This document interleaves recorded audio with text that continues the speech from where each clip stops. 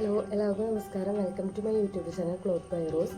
ഇന്ന് ഓണത്തിന് യൂസ് ചെയ്യാൻ പറ്റാവുന്ന ഒരു കുർത്തിയുടെ ഒരു വീഡിയോ ആണ് കേട്ടോ. കുർത്തിയായിട്ടും യൂസ് ചെയ്യാം, നമുക്ക് വേണമെങ്കിൽ ഒരു ഫ്രോക്ക് ടൈപ്പിൽ വേണമെങ്കിലും യൂസ് ചെയ്യാവുന്ന ഒരു ടൈപ്പാണ് ചെയ്യണത്.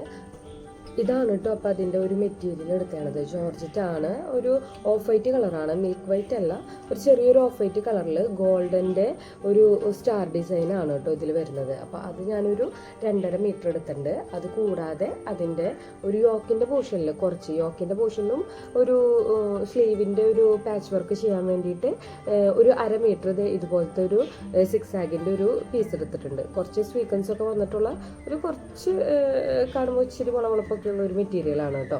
പിന്നെ ഇതിൻ്റെ ലൈനിങ്ങും കൂടി എടുത്തിട്ടുണ്ട്. ക്രേപ്പ് ലൈനിങ് ആണ്.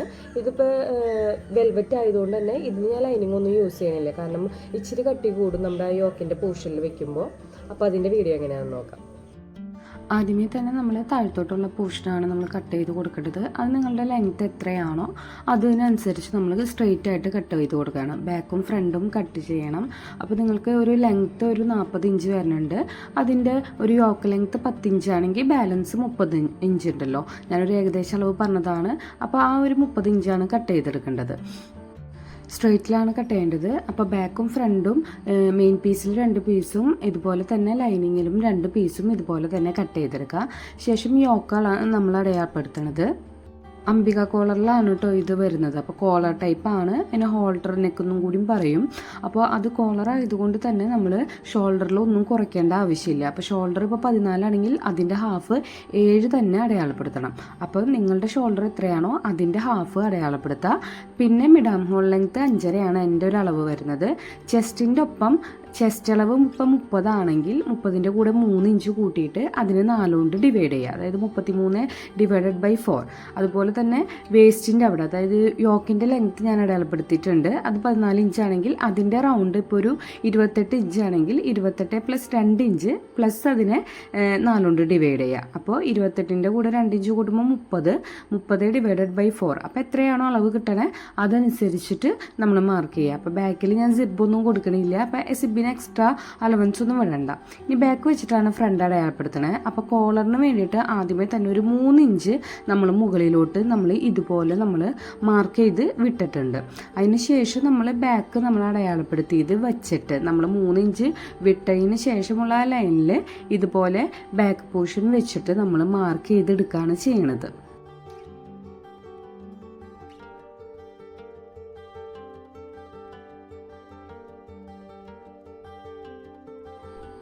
ശേഷം ഞാൻ മാർക്ക് ചെയ്തതിന് ശേഷം ഞാനൊരു 2.5 ഇഞ്ച് മുകളിലോട്ട് അടയാളപ്പെടുത്തിയിട്ടുണ്ട്.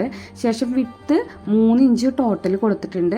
അതിന് ശേഷം ഒരു 2 ഇഞ്ചിൽ ഇതുപോലെ സ്ക്വയറാക്കി വെച്ചിട്ടുണ്ട്. അപ്പോൾ 2 ഇഞ്ചിൻ്റെ ഒരു വിട്ട് വരുന്നുണ്ട് കോളറിന് വേണ്ടിയിട്ട്. അതിനപ്പുറം 1 ഇഞ്ച് കൂടി എക്സ്ട്രാ വിട്ടിട്ട് 3 ഇഞ്ചാണ് മുകളിൽ നമ്മൾ ഒരു ഹൈറ്റിന് വേണ്ടിയിട്ട് കൊടുത്തേണത്.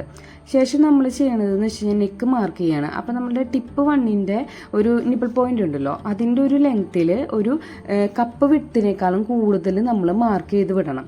എന്നിട്ടാണ് ഇതുപോലെ ഷേപ്പ് ചെയ്ത് വിടുക. പിന്നെ നോർമൽ നെക്കും കൂടി ഞാൻ മാർക്ക് ചെയ്ത് കാണിച്ചിട്ടുണ്ട്. അപ്പോൾ ഇത് നിങ്ങൾക്ക് ക്യാൻവാസ് കട്ട് ചെയ്യുമ്പോൾ കൃത്യത്തിൽ തന്നെ മനസ്സിലാവട്ടെ ഞാൻ എന്തിനാണ് ഇത് രണ്ടും മാർക്ക് ചെയ്തതെന്നുള്ളത്. അപ്പോൾ ഒരു നെക്ക് വരുന്നത് മെയിൻ പീസിൽ, അതായത് വൈറ്റ് പീസിൽ വരുന്ന നെക്കും, രണ്ടാമത്തെ നെക്ക് അതിൻ്റെ ഉള്ളിൽ ഒരു പർപ്പിൾ പീസ് വരുന്നുണ്ട്, അതിനുള്ള നെക്കും കൂടിയാണ് മാർക്ക് ചെയ്തത്. പിന്നെ ഷോൾഡർ നമ്മൾ കട്ട് ചെയ്യുമ്പോൾ ശ്രദ്ധിക്കേണ്ടത് എന്താണെന്ന് വെച്ച് കഴിഞ്ഞ് കഴിഞ്ഞാൽ ഷോൾഡറിൻ്റെ ഞാൻ 2.5 ഇഞ്ചാണ് മാർക്ക് ചെയ്തത്. പക്ഷേ ഓരോരുത്തരുടെ അളവനുസരിച്ച് ആ 2.5 ഇഞ്ച് 3 ഇഞ്ചാവും, 3.25 ഇഞ്ചാവും. അപ്പോൾ 2.5 ഇഞ്ചാണ് എക്സാക്ട് മെഷർമെൻ്റ് എന്ന് വിചാരിക്കരുത്. കുട്ടികൾക്കാണെങ്കിൽ അതൊരു 2 ഇഞ്ച് 1.5 ഇഞ്ചിലോട്ടൊക്കെ പോരും. അപ്പോൾ എൻ്റെ മെഷർമെൻ്റ് അനുസരിച്ചാണ് ഞാൻ 2.5 ഇഞ്ച് മാർക്ക് ചെയ്തെടുത്തേണത്. അതിനുശേഷം നമ്മൾ മെയിൻ മെറ്റീരിയലിൽ ഇതുപോലെ തന്നെ ഫ്രണ്ടും ബാക്കും കട്ട് ചെയ്തെടുക്കാം. ബാക്ക് നമ്മൾ കട്ട് ചെയ്ത് വെച്ചത്, അതായത് നമ്മളുടെ കോളർ ഇല്ലാത്ത ഭാഗം ബാക്ക് കട്ട് ചെയ്ത് വെച്ച് കഴിഞ്ഞാൽ ആ ഒരു യോക്ക് പോർഷൻ വെച്ചിട്ട് വേണം ഫ്രണ്ട് നമ്മൾ മെയിൻ പീസ് കട്ട് ചെയ്തെടുക്കാൻ. ആ പർപ്പിൾ പീസ് ഉണ്ടല്ലോ അത് കട്ട് ചെയ്തെടുക്കാൻ. കട്ട് ചെയ്യുമ്പോൾ ശ്രദ്ധിക്കേണ്ടത് ഫ്രണ്ട് ആം ഹോൾ കുഴിച്ചു വെട്ടാനുള്ളത് മറക്കരുത്. ശേഷം നമ്മൾ സ്ലീവാണ് മാർക്ക് ചെയ്യുന്നത്. സാധാരണ ഒരു സ്ലീവാണ്, ഞാനൊരു 12 ഇഞ്ച് ലെങ്ത്തിലും എൻ്റെ ആം ഹോളിൻ്റെ റൗണ്ട് വരുന്നത് 14 ഇഞ്ചാണ്. അതിൻ്റെ ഒരു ഹാഫ് എടുത്ത് 7 ഇഞ്ച് മാർക്ക് ചെയ്തു. താഴത്തോട്ടൊരു 3 ഇഞ്ച് മാർക്ക് ചെയ്തു. ശേഷം അതിന് മുകളിൽ നിന്ന് ആ 3 ഇഞ്ച് മാർക്ക് ചെയ്തതിന് ആ ഒരു പോർഷൻ വരെ ചിരിച്ചു വരച്ചു. അതിനുശേഷം സ്ലീവിൻ്റെ എൻഡിൻ്റെ റൗണ്ടിൻ്റെ ഹാഫ്, അതായത് സ്ലീവിൻ്റെ ഒപ്പം നമ്മൾ എക്സ്ട്രാ ലൂസൊന്നും നമ്മൾ ആഡ് ചെയ്ത് കൊടുക്കണ്ട. അപ്പോൾ 10 ഇഞ്ചാണെങ്കിൽ 5 ഇഞ്ച് മാർക്ക് ചെയ്യുക. അതിനുശേഷം ബൈസെപ്സിൻ്റെ, അതായത് ഹാഫ് സ്ലീവ് ഉണ്ടല്ലോ, 5 ഇഞ്ചിൽ എത്രയാണോ അതിൻ്റെ റൗണ്ട് വരണേ അതിൻ്റെ റൗണ്ടും കൂടി മാർക്ക് ചെയ്യുക. ഇപ്പോൾ 12 ഇഞ്ചാണെങ്കിൽ 6 ഇഞ്ച് മാർക്ക് ചെയ്തിട്ട് നമ്മളുടെ ആം ഹോളിൻ്റെ റൗണ്ട് കൃത്യത്തിൽ നമ്മൾ ചെരിച്ച് വരച്ചിട്ടുണ്ടല്ലോ അതിൻ്റെ റൗണ്ട് കൃത്യത്തിൽ അളന്ന് നോക്കിയിട്ട് ആം ഹോൾ 14 ഇഞ്ചാണെങ്കിൽ ആ 7 ഇഞ്ച് എവിടെയാണോ വരണേന്ന് വെച്ച് കഴിഞ്ഞാൽ അവിടെ മാർക്ക് ചെയ്ത് സീം എലമെൻറ്റ്സ് വിട്ടിട്ട് നമ്മൾ സ്ലീവ് കട്ട് ചെയ്തെടുക്കുക. ഫ്രണ്ട് പോർഷൻ കുഴിച്ച് വെട്ടാനായിട്ട് മറക്കരുത്. ആ ഒരു കുഴിച്ച് വെട്ടൽ എല്ലാ ഒരു സ്ലീവിലും നമ്മൾ ചെയ്തു കൊടുക്കണം. അതിനുശേഷം ഞാൻ അടിയിലോട്ട് ഒരു പർപ്പിളിൻ്റെ പീസ് ഒരു പാച്ച് വർക്കായിട്ട് കൊടുക്കുന്നുണ്ട്. അതിനായിട്ട് ഒരു 3.5 ഇഞ്ച് മാർക്ക് ചെയ്തിട്ട് 2 പീസ് ഇതുപോലെ തന്നെ നമ്മൾ കട്ട് ചെയ്തെടുക്കുക. ഇത് കട്ട് ചെയ്യുമ്പോൾ ശ്രദ്ധിക്കേണ്ടതെന്ന് വെച്ച് കഴിഞ്ഞാൽ ഡിസൈൻ ഉള്ളൊരു പീസാണ്. ആ ഡിസൈൻ രണ്ടിലും ഈക്വലായിട്ട് തന്നെ വരണ പോർഷൻ വെച്ച് നോക്കിയിട്ട്, അതായത് ഒരു സിക്സാഗ് വരണുണ്ടല്ലോ അത് അങ്ങനെ വെച്ച് നോക്കിയിട്ട് കൃത്യത്തിൽ തന്നെ നമ്മൾ മാർക്ക് ചെയ്ത് കൊടുക്കുക. അതിനുശേഷം നമ്മൾ ക്യാൻവാസാണ് നമ്മൾ മാർക്ക് ചെയ്യണത്. ആദ്യമേ തന്നെ ക്യാൻവാസ് കട്ട് ചെയ്യുമ്പോൾ നന്നായി ശ്രദ്ധിക്കുക. അപ്പോൾ 2.5 ഇഞ്ച് ഞാൻ മാർക്ക് ചെയ്ത് കൊടുത്തിട്ടുണ്ട്. മുകളിൽ നിന്ന് 2.5 ഇഞ്ച് മാർക്ക് ചെയ്ത് കൊടുത്തിട്ടുണ്ട്. അതിൻ്റെ വിട്ട് 3 ഇഞ്ചാണ് മാർക്ക് ചെയ്തത്. അപ്പോൾ ലെങ്ത്ത് 2.5 ഇഞ്ചും വിട്ട് 3 ഇഞ്ചുമാണ് മാർക്ക് ചെയ്തത്. ഞാൻ നേരത്തെ പറഞ്ഞ കൂട്ട് തന്നെ ഓരോരുത്തരുടെ അളവനുസരിച്ച് അതിൽ വ്യത്യാസം ഉണ്ടാവും. അതിനുശേഷം ഞാനിതിപ്പോൾ മാർക്ക് ചെയ്യണത് വൈറ്റ്, ഫ്രണ്ടിൽ വരുന്ന ആ വൈറ്റ് മെറ്റീരിയലിന് വേണ്ടിയിട്ടാണ്. അപ്പോൾ അതിന് ശേഷം അതിൻ്റെ യോക്കിൻ്റെ അളവ് ഞാനൊരു 11 ഇഞ്ച് മാർക്ക് ചെയ്തിട്ടുണ്ട്. യോക്കിൻ്റെ അളവല്ല, യോക്കിൻ്റെ നെക്കിൻ്റെ അളവ് കേട്ടോ. ശേഷം അതിൻ്റെ മുകളിൽ അതിൻ്റെ ആ ഒരു 2 ഇഞ്ച് ഞാൻ പറഞ്ഞായിരുന്നല്ലോ, അതായത് 3 ഇഞ്ച് നമ്മൾ മുകളിൽ വിട്ടേണ ആ ഒരു പോർഷൻ, അതായത് ആ ലെങ്ത്തിൻ്റെ പോർഷൻ്റെ ഒരു 2 ഇഞ്ച് ഞാൻ വിട്ട് മാർക്ക് ചെയ്തിട്ടുണ്ട്.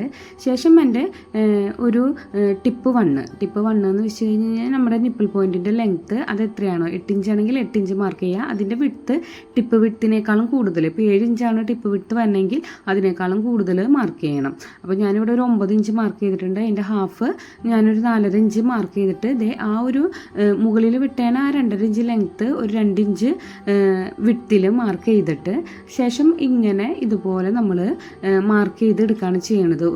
ഒരു റൗണ്ട് ഷേപ്പിൽ മാർക്ക് ചെയ്തിട്ട് മുകളിൽ വിട്ടേണ സീം എലമെൻറ്റ്സ് നമ്മൾ കട്ട് ചെയ്യാതെ, അതായത് ഇത്രയും വലിയ നെക്കാവുമ്പോൾ നമ്മുടെ ക്യാൻവാസ് വെച്ച് അയൺ ചെയ്യുമ്പോൾ മാറിപ്പോകാനുള്ളൊരു ചാൻസ് ഉണ്ട്. അപ്പം മുകളിലത്തെ ആ വിട്ടേണ ഒരു 1/2 ഇഞ്ച് സീം എലമെൻറ്റ്സ് കട്ട് ചെയ്യാതെ ഇതുപോലെ തന്നെ കട്ട് ചെയ്തെടുക്കാം. അപ്പോൾ ഇത്രയും വലിയ നെക്ക് നമ്മൾ മാർക്ക് ചെയ്യുമ്പോൾ അതിൻ്റെ സെൻറ്ററിൻ്റെ പോർഷൻ അത്യാവശ്യം വിട്ടുള്ളതാണ്. അപ്പോൾ ആ ഒരു പോർഷൻ നമ്മൾ കളയണ്ട. കാരണം നമ്മുടെ ആ പർപ്പിൾ വരുന്ന ആ ഒരു മെറ്റീരിയൽ ഉണ്ടല്ലോ അതിൻ്റെ നെക്ക് നമ്മൾ കട്ട് ചെയ്യാനായിട്ട് എടുക്കാം. അപ്പോൾ നമുക്ക് യൂട്ടിലൈസ് ചെയ്യുക. ഇതുപോലത്തെ വരുന്ന പീസുകൾ നിങ്ങൾ എടുത്ത് വെച്ചാൽ കുഞ്ഞു കുട്ടികൾക്കൊക്കെ എടുക്കാൻ പറ്റും. അതുപോലെ തന്നെ നമുക്കും യൂസ് ചെയ്യാൻ പറ്റും. അതിൽ നിന്ന് ഞാൻ 3.5 ഇഞ്ച് നെക്ക് വൈഡിൽ ഒരു 5.5 ഇഞ്ച് ലെങ്ത്തിൽ ഞാൻ മാർക്ക് ചെയ്തിട്ട് ഇതുപോലെ ക്യാൻവാസ് ഞാൻ കട്ട് ചെയ്തെടുത്തിട്ടുണ്ട്. പിന്നെ ഹോൾട്ടർ നെക്ക് ആകുമ്പോൾ ശ്രദ്ധിക്കേണ്ടത്, അംബിക കോളറൊക്കെ വരുമ്പോൾ നിങ്ങൾ ശ്രദ്ധിക്കേണ്ട കാര്യം തല കടക്കാനുള്ളൊരു വിട്ടും ലെങ്ത്തും നമ്മളുടെ ആ ഒരു ക്യാൻവാസിൽ നമ്മൾ വിട്ടു കൊടുക്കണം.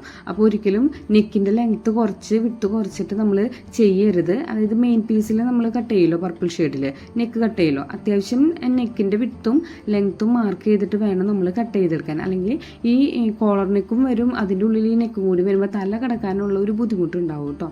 ശേഷം നമ്മൾ കട്ട് ചെയ്ത് വെച്ച് കഴിഞ്ഞാൽ ഒരു പർപ്പിൾ ഷെയ്ഡിൻ്റെ നെക്ക് ഇതുപോലെ നമ്മൾ സ്റ്റിച്ച് ചെയ്തിട്ട് മെയിൻ പീസിൽ അറ്റാച്ച് ചെയ്ത് കൊടുക്കുകയാണ് ചെയ്യുന്നത്. ലൈനിങ് ഒന്നും ഈ പർപ്പിൾ പീസിൽ ഞാൻ കൊടുക്കണില്ല കേട്ടോ. അത്യാവശ്യം കട്ടിയുള്ളൊരു മെറ്റീരിയലാണ്, വെൽവെറ്റ് ആണ് വരുന്നത്. അപ്പോൾ ലൈനിങ് ഒന്നുമില്ല, പെട്ടെന്ന് തന്നെ അതിൻ്റെ ഒരു പണി കഴിഞ്ഞ് കിട്ടും കേട്ടോ. അതിനുശേഷം നമ്മൾ അതിൻ്റെ ഷോൾഡറും കൂടിയും ഒന്ന് പതിച്ചടിക്കുകയാണ് ചെയ്യണത്. ശേഷം നമ്മൾ കട്ട് ചെയ്ത് വെച്ചാൽ ഫ്രണ്ട് പോർഷൻ്റെ ലൈനിങ് ഉണ്ടല്ലോ അത് അറ്റാച്ച് ചെയ്ത് കൊടുക്കുകയാണ് ചെയ്യണത്. അപ്പോൾ അറ്റാച്ച് ചെയ്യുമ്പോൾ ശ്രദ്ധിക്കേണ്ടതെന്ന് വെച്ച് കഴിഞ്ഞാൽ മുകളിൽ ആ ഷോൾഡറിൻ്റെ പോർഷൻ വരുമല്ലോ അവിടെ അങ്ങോട്ടും ഇങ്ങോട്ടും ചെരിയാതെയൊക്കെ നല്ല കൃത്യത്തിൽ തന്നെ, കാരണം ജോർജറ്റ് മെറ്റീരിയൽ ആയതുകൊണ്ട് നമ്മൾക്ക് അങ്ങോട്ടും ഇങ്ങോട്ടും നീങ്ങി പോകാനുള്ളൊരു ചാൻസ് ഉണ്ട്. അപ്പോൾ നിങ്ങൾ എടുക്കുന്നത് ഇങ്ങനത്തെ കുഴഞ്ഞ് കിടക്കുന്ന മെറ്റീരിയൽ ആണെങ്കിൽ അത് കൃത്യത്തിൽ തന്നെ വെച്ചിട്ട്, ഇതിപ്പോൾ ആദ്യമായിട്ട് അടിക്കുന്നവർക്ക് നീങ്ങി പോകുന്നുള്ളൊരു ഓപ്ഷൻ ഉണ്ടെങ്കിൽ നിങ്ങൾ ബോൾ പിന്ന് വെച്ചിട്ട് അഡ്ജസ്റ്റ് ചെയ്ത് ഒന്ന് പിൻ ചെയ്തിട്ട് നിങ്ങൾ കട്ട് ചെയ്തെടുക്കുക. ശേഷം നമ്മൾ കട്ട് ചെയ്ത് വെച്ച് കഴിഞ്ഞാൽ ആ ഫ്രണ്ട് പോർഷൻ്റെ ആ ഒരു നെക്കും കൂടിയും ഇതുപോലെ ഫിനിഷ് ചെയ്തിട്ട് ഇതുപോലെ തന്നെ ബോൾ പിന്ന് വെച്ചിട്ട് ഞാൻ സെറ്റ് ചെയ്തിട്ടുണ്ട്. കാരണം അല്ലാതെ നമുക്ക് ഇത്രയും വലിയ നെക്ക് നമുക്ക് സ്റ്റിച്ച് ചെയ്തെടുക്കാൻ ബുദ്ധിമുട്ടാവും. അപ്പോൾ ഇതുപോലെ നമ്മൾ സെറ്റ് ചെയ്തെടുത്തിട്ട് ആ ഒരു ഷേപ്പിൽ നമ്മുടെ നെക്ക് നമ്മൾ സ്റ്റിച്ച് ചെയ്തെടുക്കുകയാണ് ചെയ്യണത്. അതിന് ശേഷം നമ്മളൊരു 1/4 ഇഞ്ച് വിട്ടിട്ട് ഈ നെക്ക് കട്ട് ചെയ്തെടുക്കാം. ഓരോ വളവിലും വരുമ്പോൾ, കാരണം കൃത്യത്തിലുള്ളൊരു റൗണ്ടാണ് വന്നേണത്. അപ്പോൾ നമ്മൾ പെർഫെക്റ്റായിട്ട് വരാൻ ഒരു ചെറിയ നോച്ച്, അതായത് സ്റ്റിച്ച് ചെയ്ത ആ ഒരു ലൈനിൽ കട്ടിങ് വരാത്ത രീതിയിൽ ഒരു ചെറിയ നോച്ച് നമ്മളുടെ ആ റൗണ്ട് പോർഷൻ മൊത്തം നമ്മൾ ഇട്ട് കൊടുത്തതിന് ശേഷം നമ്മളുടെ സീം എലമെൻറ്റ്സ് ഉണ്ടല്ലോ, നമ്മൾ ആ സ്റ്റിച്ച് ചെയ്തെടുത്താണ് 1/4 ഇഞ്ച് വിട്ടിട്ടാണല്ലോ നമ്മളിത് കട്ട് ചെയ്തേണത്. ആ കട്ട് ചെയ്താണ് സീം എലമെൻറ്റ്സ് നമ്മൾ ക്യാൻവാസോട് കൂടിയിട്ട് തന്നെ നന്നായി പതിച്ചടിക്കുക. ശേഷം നല്ല രീതിയിൽ തന്നെ ഒന്ന് അയൺ ചെയ്തെടുത്തോളൂ കേട്ടോ.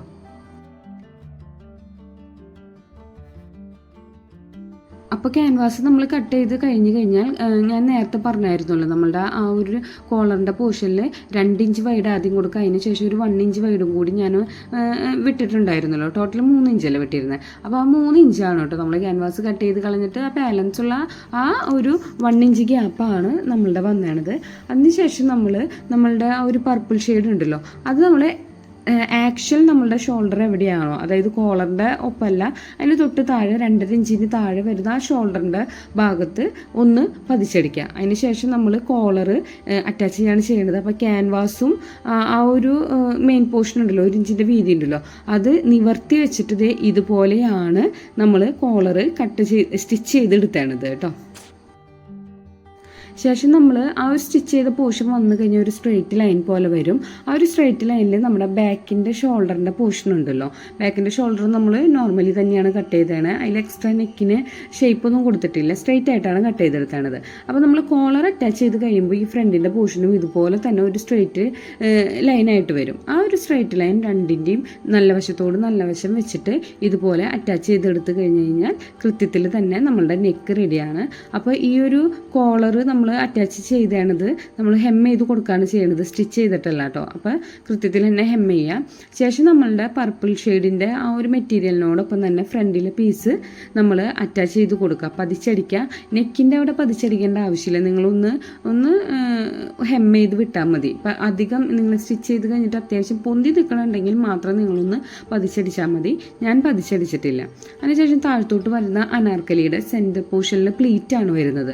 അപ്പോൾ നല്ല രീതിയിൽ 4 ഇഞ്ചിലാണ് പ്ലീറ്റുകൾ തമ്മിലുള്ള ഒരു അകലം കൊടുത്തേണത്. പക്ഷേ അതിൻ്റെ ഉള്ളിലോട്ട് ചെറുതായിട്ട് തന്നെയാണ് മടക്കി കൊടുത്തേണത്. അപ്പോൾ കുഞ്ഞു ആയിട്ടുള്ള ഫ്രിൽസ് എല്ലാം ഇട്ട് കൊടുത്തേണത് പ്ലീറ്റ് തന്നെയാണ്. അപ്പോൾ അതിൻ്റെ ആ ഒരു പീസിൻ്റെ സെൻറ്ററിലെ ഒരു പോർഷൻ കണ്ടിട്ട് ആദ്യം വലതുവശത്തോട്ട് പ്ലീറ്റ് ഇട്ട് കൊടുക്കുക, അതിനുശേഷം ഇടത്തു നിന്ന് പ്ലീറ്റ് ഇട്ട് കൊടുക്കാം. അപ്പോൾ കൃത്യത്തിൽ തന്നെ നമുക്ക് കൃത്യ അളവിൽ സെൻറ്ററിൽ നമുക്ക് പ്ലീറ്റ് വരും. ഇല്ല നമ്മൾ സ്റ്റാർട്ടിങ് ഒരു വശത്ത് നിന്ന് തന്നെ തുടങ്ങി കഴിഞ്ഞ് കഴിഞ്ഞാൽ നമുക്ക് അങ്ങോട്ടും ഇങ്ങോട്ടും പ്ലീറ്റുകൾ സ്ഥാനം മാറിപ്പോകാനുള്ളൊരു ചാൻസ് ഉണ്ട്. അതായത് പ്ലീറ്റ് ചിലപ്പോൾ സൈഡിലോട്ട് വരും എല്ലാ പ്ലീറ്റും കൂടി. അപ്പോൾ സെൻറ്ററിൽ തന്നെ പ്ലീറ്റ് വരാൻ വേണ്ടിയിട്ടാണ് ഞാൻ പറഞ്ഞത് ആ ഒരു പീസിൻ്റെ സെൻറ്റർ ആദ്യം കട്ട് ചെയ്തിട്ട് അതിൻ്റെ സെൻറ്റർ കണ്ടുപിടിക്കാം. അതിനുശേഷം ഒരു വശത്ത് നിന്ന് നമ്മൾ പ്ലീറ്റ് ഇട്ട് കൊടുത്തിട്ട് അത് ഫിനിഷ് ചെയ്യാം. അതുപോലെ തന്നെ നമ്മൾ ബാക്കും നമ്മൾ പ്ലീറ്റ് ഇട്ട് വെക്കണം. ശേഷം ഞാൻ അടിയിലോട്ടുള്ള ലൈനിങ് അത് സാധാരണ പ്ലീറ്റാണ് ഇട്ട് കൊടുത്തത്. അത്യാവശ്യം വലിയ പ്ലീറ്റുകൾ ഇട്ട് കൊടുത്തിട്ടുണ്ട് കേട്ടോ. അതും ബാക്കും ഇതുപോലെ തന്നെ പ്ലീറ്റ് ഇട്ടതിന് ശേഷം നമ്മളുടെ 2 മെറ്റീരിയലും, അതായത് ക്രേപ്പ് ലൈനിങ്ങും നമ്മളുടെ മെയിൻ മെറ്റീരിയൽ ജോർജറ്റും കൂടിയിട്ട് ഒന്ന് അറ്റാച്ച് ചെയ്ത് അടിക്കാം.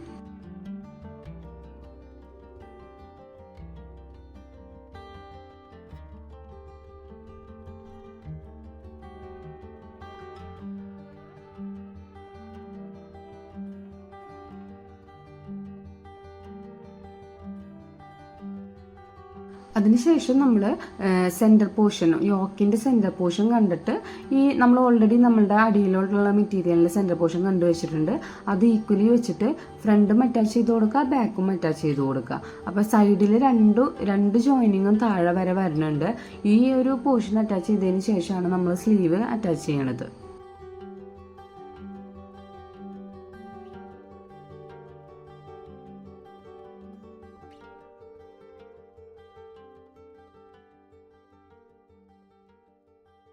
അതിനുശേഷം നമ്മൾ സ്ലീവിൽ വെക്കാനുള്ള ഒരു പാച്ച് നമ്മൾ ഒന്ന് കട്ട് ചെയ്ത് വെച്ചിട്ടുണ്ടല്ലോ, ഒരു പട്ടി നമ്മൾ വെക്കുന്നുണ്ട്. അത് നമ്മൾ ഒരു സൈഡ് മാത്രം നമ്മളൊന്ന് മടക്കിയടിക്കുക, എൻഡ് പോർഷൻ ഒന്ന് മടക്കിയടിക്കുക. അതിനുശേഷം നമ്മൾ കട്ട് ചെയ്ത് വെച്ചാൽ സ്ലീവോട് കൂടിയിട്ട് ഇത് അറ്റാച്ച് ചെയ്ത് കൊടുക്കുകയാണ് ചെയ്യണത്.